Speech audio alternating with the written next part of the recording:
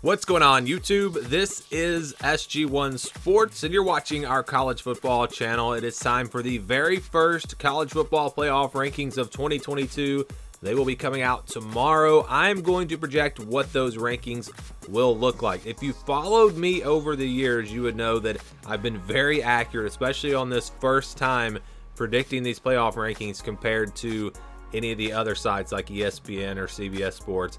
Again, if you have followed me, you know that I have been more accurate than all of these so-called experts every single year when it comes to these first rankings. I don't have any proof of it because my channel got deleted, of course, but again, if you followed me, you know this.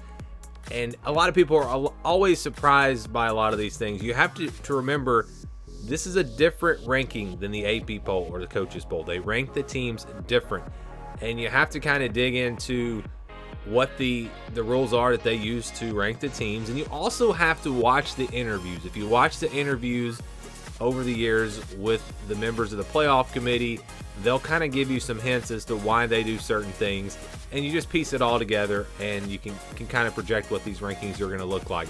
Now, there are some question marks. I don't feel super confident about all of these rankings, and I'm sure some of them are going to be off, but overall I do feel pretty good. I think the rankings are going to look very similar to what I'm about to show you and what I am about to project. So let's get right to it. And one more thing that kind of makes it easier to project as we go along, they do change year to year. There are certain things that they seem to value more certain years, and one of those big question marks is the losses.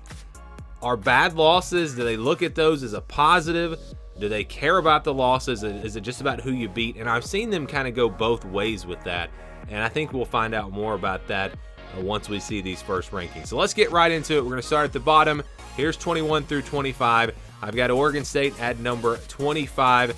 They are 6-2, really lacking any great quality wins. They have a win over Washington State, who is a 4-win team, and that's another thing that the committee likes to look at. It's not, I think people get hung up on how many wins do you have against great teams. They like to look at how many wins you've piled up against teams that are maybe a little bit above average. They've done that in the past, especially with Clemson. That's why Clemson was always ranked so high, and everyone's like, well, they haven't really beaten anyone. They haven't played any great teams, but they would have a bunch of wins over 7-5 type teams. The committee gives them credit for that. That's what they do. So Washington State's a team that they'll get a little bit of credit for, but other than that, they don't really have anything in the win column. They do have good losses, though. If you look at who they lost to, USC and Utah, we're talking about two top 15 teams. So I think that's why Oregon State will be there at number 25. Florida State, I think, will be there at number 24. They don't have any bad losses, and they have the win over LSU. They have a win over Louisville, who only has 3 losses. Wake Forest ahead of them at number 23. A nice win over Liberty, and then the win over Florida State, who is ranked, again, number 24. Louisville at number 22. They just beat Wake Forest. They also have a win over UCF, which is a nice win, and a win over Pitt, which is similar to the Washington State win for Oregon State. And then at number 21, NC State. They have a win over Florida State, also a win over Texas Tech, which is a decent win. But I think it's really more about the win over Florida State. That's what's got them here at number 21. And also the injury of Devin Leary. How are they going to view that? That could affect them. They may not even be ranked because he's not playing anymore. It's hard to say. So NC State definitely a mystery. You look at teams that didn't make it in here. Liberty is one team because they just haven't beaten anyone. Maryland and Washington have 2 losses, but they don't have any quality wins. So those are teams that did not make it in with 1 or 2 losses. Also, UCF, yes, they beat Cincinnati, and maybe that's enough to put them in here, but they also lost to East Carolina, and they got blown out in that game. So I'm kind of, it's tough to figure out where UCF would line up in here. They might be ranked. If they are ranked, I think they would be at number 25, and they would take the place of Oregon State just because they would have that quality win. And then also, they lost to Louisville. You know, that's not a bad loss. So I think you could see UCF in here, looking at other 3-loss teams that could get in. Arkansas has one over Cincinnati. That's about it for them. Purdue has a win over Maryland and Minnesota. Probably not enough. Notre Dame is interesting because they have a win over a 1-loss North Carolina, now a 2-loss Syracuse. Those are 2 teams that you're going to see ranked in this top 25, but they have the bad losses. So that's one of those things I'm talking about.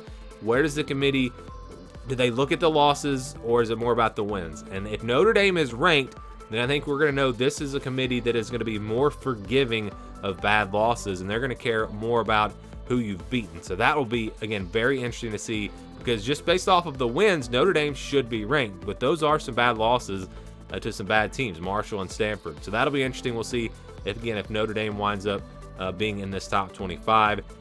Let's move on to 16 through 20. Oklahoma State at number 20. I know some people say, well, they got absolutely demolished by Kansas State, but winning margin is not something that the committee is supposed to look at. And if you go look at their all of their guidelines, they're not supposed to look at winning margin. Well, Oklahoma State does have 2 losses, but they have a win over Baylor, a win over Texas. Those are 2 3-loss teams, and then a win over Texas Tech. They're 4-4. So they've got some decent wins in there. Tulane ahead of them. The win over Kansas State's really the only reason why they're ranked. I mean, again, that's their only quality win, and they have a not so great loss. So Tulane's a tough one to figure out. Hard to say what the committee will do with them. Syracuse right there, number 18. I think people will be surprised that they will be ranked this high, but I think that they will be. They have a win over a 2-loss NC State. And again, you go back to the injuries. Will the committee say, well, Devin Leary didn't play in that game, we're not going to give them as much credit? If that's the case, Syracuse probably won't be ranked this high. They also have a win over Purdue and a win over Louisville. Those are 2 3-loss teams that the committee will give them credit for. Then number 17, Illinois. They only have the 1 loss. They have a win over Minnesota. Wisconsin and Iowa are 4-4. Those are okay wins. Again, the committee will give them a little bit of credit for that. The loss to Indiana, though, that's what's hurting them. They lost to a bad team, and I think that's why you're going to see them at 17. North Carolina at number 16. A loss to Notre Dame, who, again, I talked about, very close to being in these rankings. If Notre Dame does appear in the rankings, if they're at number 25, I think North Carolina could be a little bit higher, although they don't have much on the resume. They have Duke, a 3-loss team, Miami and Pitt, 2 4-4 teams. So, yeah, probably not going to be much higher, even if Notre Dame is ranked. Ole Miss at number 15. They have the win over Kentucky. That's about it. That's the only thing on the resume, but that's a decent win. And then the loss came to LSU, who was ranked ahead of them. And so I think because of that, Ole Miss will be at number 15. If they don't really care about the losses, and I need to change my graphic here. If they don't care about the losses and it's just about the wins, Ole Miss will be lower. So that's the biggest thing I think we'll learn from these first rankings. How much does the committee look at the losses versus the wins? Penn State at number 14. If you look at the losses for Penn State, they're going to be higher than this, I think, because you've lost to 2 top 5 teams. They have a win over Purdue, a win over Minnesota, 2 3-loss teams. So not a great resume in terms of wins, but a couple of decent wins. And again, losing to 2 really good teams. Penn State could be higher. If they just go by the wins, they could be a little bit lower. But I think this is probably about where they'll be. Kansas State at number 13. They have a win over a 2-loss Oklahoma State team. Very good win there. Oklahoma, a 3-loss team. Texas Tech and Missouri, 2 4-loss teams. Again, they'll get a little bit of credit for. I know people are going to say, these teams are 4-4. Those are not quality wins. No, they're not. But I'm telling you, the committee will give them a little bit of credit for those wins when you start to really compare all these resumes. USC at number 12. Only real good win is Oregon State.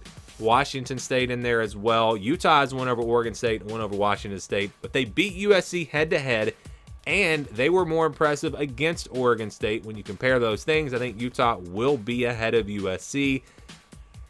I feel pretty confident, actually. I feel very confident that they're going to be there. The committee's not going to penalize Utah for going on the road and playing Florida, and that's really the only difference. If they don't play that non-conference game, Utah is sitting there at 7-1, and then there's no question Utah, of course, would be ahead of USC. So let's go to the top 10 now. I've got LSU at number 10, and some people will probably be surprised by this, but if you look at the resume, you've got a win over a 1-loss Ole Miss team, a win over a 3-loss Mississippi State team, and a pretty good 4-loss Florida team. Those are 3 pretty good wins. Then you look at the losses. Tennessee, a top 5 team. Not a bad loss. And again, winning margin is not supposed to come into this. And then Florida State wound up in the rankings. So because Florida State was number 24, you look at LSU's 2 losses, and they were both to top 25 teams. You look at, compare them to Utah, they beat Florida, whereas Utah lost to Florida. So that comparison goes in the favor of LSU. So I believe LSU will be the highest ranked 2-loss team, and I think they will be in the top 10. UCLA will be ahead of them at number 9. They went over Washington, Utah, Washington, two-loss. I know Washington's not a great team, but they are a two-loss team. And then the win over Utah, and then that one loss coming to Oregon, who is at number 8. So Oregon, because of their win over UCLA, they come in at number 8. They also have a win over a 4-4 Washington State. And their one loss came to Georgia, who is a top 5 team. So I think they'll get credit for playing Georgia. If they didn't play Georgia, if they had played an FCS team instead, Oregon would be undefeated. And I think the committee will give them credit for that. Alabama behind TCU. So I feel pretty confident in this, actually. When you look at TCU's resume, they've got wins, and I wouldn't even be shocked if TCU was higher. But you look at their wins, they have a win over Oklahoma State and Kansas State. We're talking about two loss teams, top 25 teams. They also have a win over Oklahoma and Kansas, 2 3-loss teams. Those are 4 pretty good wins, and they have not lost a game. You compare that to Alabama. The loss to Tennessee, again, how much do they value these losses? That's the only way Alabama will be ahead of TCU. If they say, well, they lost to a top 5 team, and we'll give them credit for that. But if you look at the wins, they have a win over Arkansas, Mississippi State, and Texas. All those teams have 3 losses.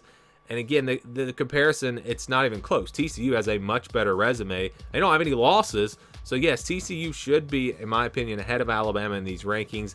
I believe that they will be. And like I said, I feel confident that TCU will be ahead of Alabama.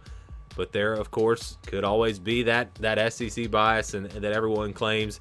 That's another reason why I think LSU could be at number 10 to set up a top 10 matchup between Alabama and LSU. Potentially, I know there are people who will claim that if LSU does wind up at 10, but I think regardless, LSU would have been number 10. So let's go to the top 5 now. And this is what I think a lot of people are going to be concerned about, really, this top 5. I feel very confident on the top 2 teams, and then the 3 teams under them, I'm not as confident because I'll explain why. So let's start actually at the top with Tennessee and Georgia, and people are going to be surprised. Tennessee, number 1. I feel extremely confident that Tennessee will be the number 1 team in the country in these first playoff rankings because of their resume. They have a win over a top 10 Alabama and a top 10 LSU. A 1-loss Alabama, a 2-loss LSU. Even if LSU is ranked 12 or 13, that's still a really, really good win.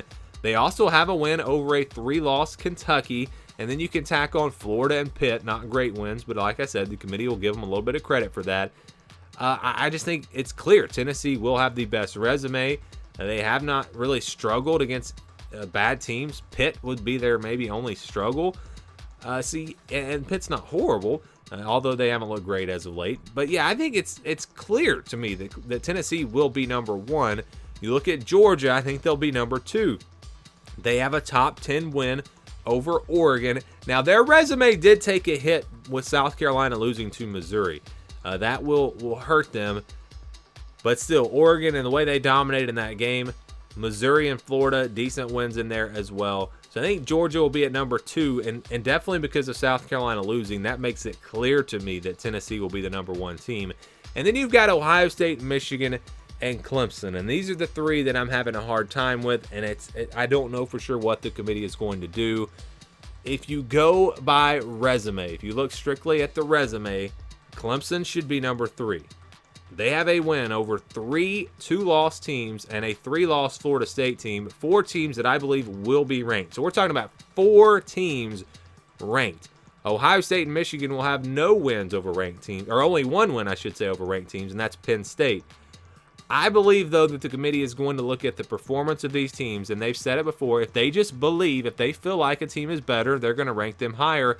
I believe they're going to look at these teams, and they just will say, look, Ohio State and Michigan have performed better. They have looked better. We believe that they are better than Clemson, and that's why I think they're going to put Ohio State and Michigan ahead of Clemson. If they go strictly by the resume, like I said, Clemson will be number 3. So don't be shocked if you see Clemson at number 3. I think people will be outraged by that. But if they do go strictly by the resume and they don't look at winning margin and they do really what they're supposed to do, believe it or not, Clemson will be the number 3 team in the country.